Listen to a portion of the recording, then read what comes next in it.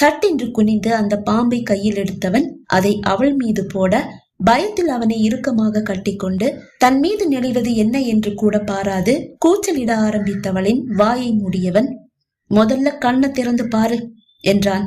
அவள் அப்போதுதான் விழிகளை திறந்து பார்த்தாள். அவள் மீது நெளிவது பாம்பு அல்ல, முல்லைக்கொடி. அப்போதுதான் நடந்தவை அவள் மனத்திரையில் ஒரு முறை ஓடியது. குனிந்து பாம்பை எடுத்தவன் அதே வேகத்தில் அதை தூரமாக வீசிவிட்டு கீழே படர்ந்து கிடக்கும் முல்லை கொடியை எடுத்து அவள் மீது போட்டான். வெறும் முல்லை கொடியை பார்த்து இப்படி பயந்து நடுங்கிற நீ பந்து மாதிரி என்னை எட்டி உதைப்பையா? ஆபத்துனா எந்த பொண்ணும் புலி ஆயிடுவா, பாம்புன்னா ஆபத்து இல்லையா? வெக்கமே இல்லாம என்ன கட்டி பிடிச்சுக்கிட்டு கத்துற? புலியா மாற வேண்டியதுதானே? இப்போதும் தான் அவனை கட்டி கொண்டுதான் நிற்கிறோம் என்பது அவளுக்கு இப்போதுதான் உரைத்தது. சட்டென்று அவனிடமிருந்து விலகி நின்றாள்.